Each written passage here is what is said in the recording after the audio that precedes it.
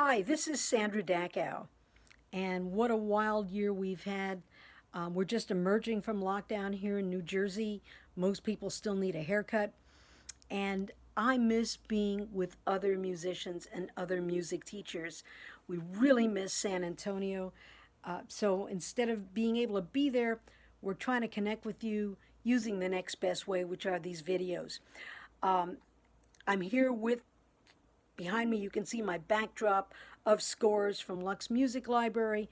They're among the most precious possessions I have, especially if I've done them a number of times, worked my way through the Brahms symphonies, and really chewed up what they are. And you can do that 100 times, and you're still not going to see everything that's in them.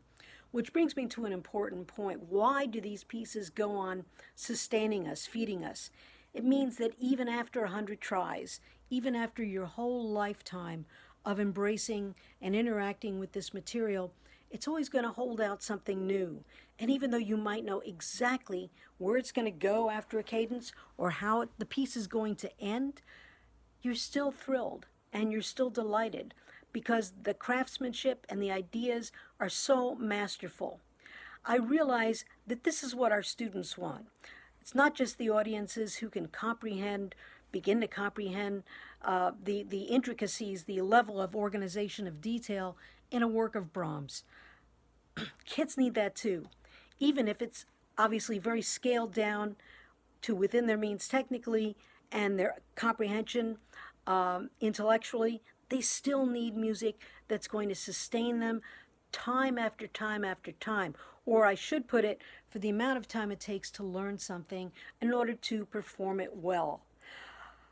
Too often, we have students, we pick out music that we think the students will enjoy, and they're tired of it before they've learned how to play it well. And we as teachers are not finding things in it to sustain us as well. So I've tried to spend my work, my time as an arranger, addressing that problem. I know when I was a student, I found much of the literature that was put on our music stands to be pretty unsatisfying.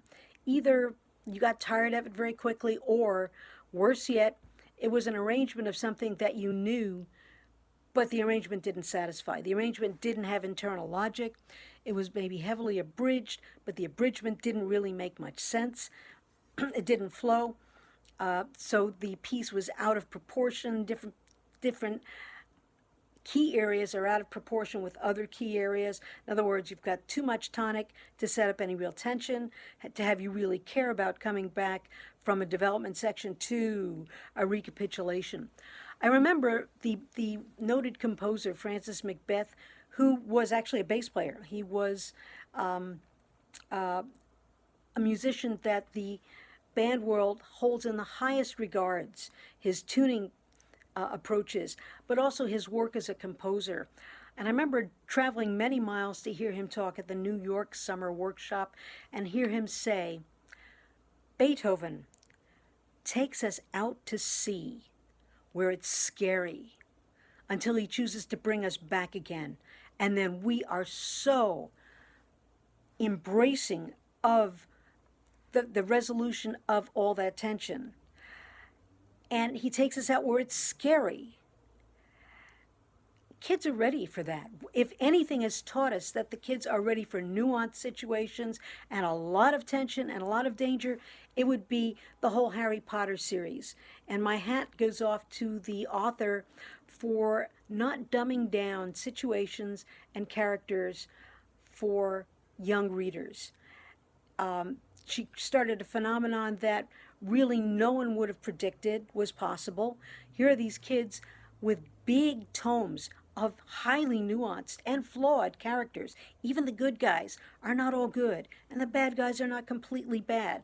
She gives them a human dimension that we often don't credit our younger students with being able to comprehend. It's like that with music too. And I've tried to reach out for the greatest music by the greatest composers and try to, what can I do to keep the composer's intent with as much integrity as possible and still render this music approachable by students who don't yet have the technical skill level to approach the real original score. It's easy to think all you have to do is make it easier. No, that's not true. And it's easy to think all you have to do is just cut it down to its essentials. What are those essentials? And if you have all tonic and you don't go over the sea where it's scary, out in the ocean where you're modulating every 2 bars, how do you even care that you've gone back to the recapitulation? It's not triumphant. It's just, okay, well, you knew you were going to end up there. When we listen to a great work, we don't feel that way, even though we know it. I'm trying to capture that for students because I know that's what excited me as a young player. And the big thing is not the technical aspects of the music. That really isn't what attracts students. What attracts them is making an exciting sound. And you can do that actually with pieces of quite limited technical means as long as the journey architecturally of your shortened or reduced version still keeps some of that going. I've tried to do something in all of the full orchestra pieces that I've arranged. I realize that your rehearsal time for full orchestras might be precious and hard to come by. A couple of rehearsals before a concert, kids are sprung from a period in school, or they're after school or at night. You don't need to be looking up fingerings for wind problems. Students who go through a band method are not going to be conversant with D major and G major or E minor. They're just not, unless they're studying with fine teachers outside of school who are taking them through those key areas in a very sequential fashion. So I've got lots of courtesy accidentals as well as fingerings for the trumpet, valve combinations for the trumpets, and slide positions for the trombones, because there are certain notes that are going to come back and bite us again and again. I'll also have margin notes that say A sharp equals B flat, so that they may not have encountered A sharp, but they know the note B flat. They just don't know it by that name. Help them bridge that gap so you don't have to run around with your pencil and write it in everyone's part. You want to be making music up on the podium, and so do they want that.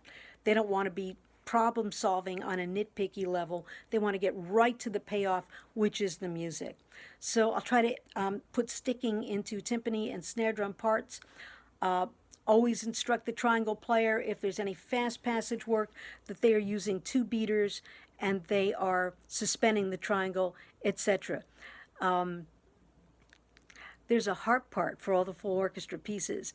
Harp teachers have their own networks of saying, well, what pieces do you use? There are actually some school orchestra directors whose primary instrument is harp, and they're on the lookout for this material.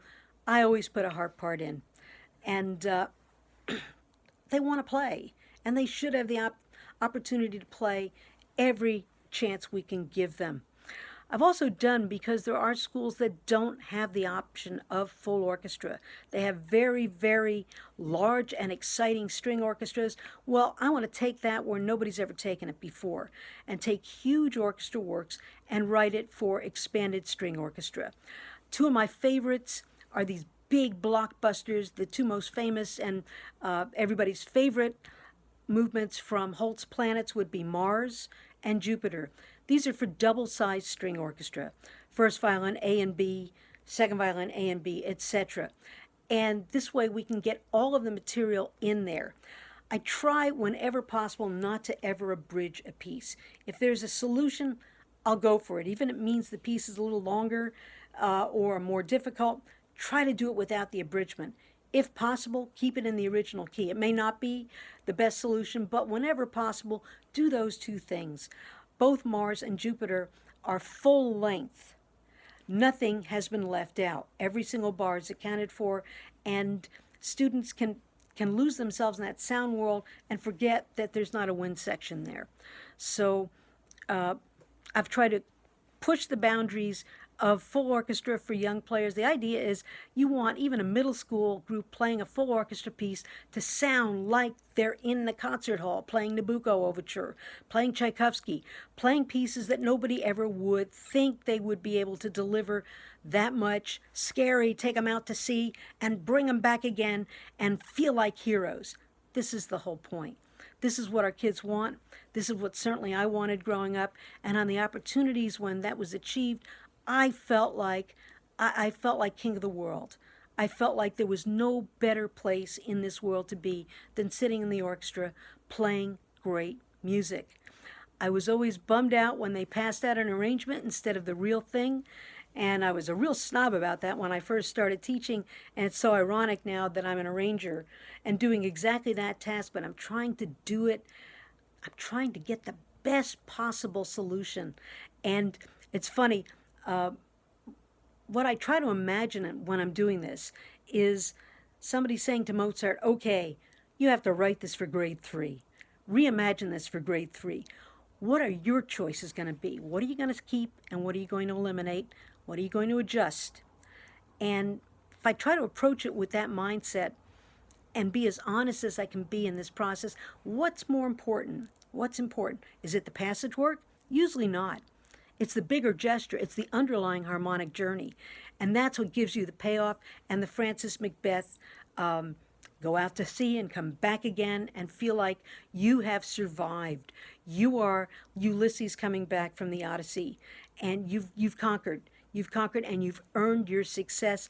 And your parents out there can't believe that the students are really creating such a sound world because they're pulled along on that journey as well. So everything I do for intermediate strings, there may be some shifting for first violin or basses, generally not for second violins and violas. I realize many school groups have a huge range of abilities and try to keep this as manageable as possible. Keep the challenges within the reach of every student.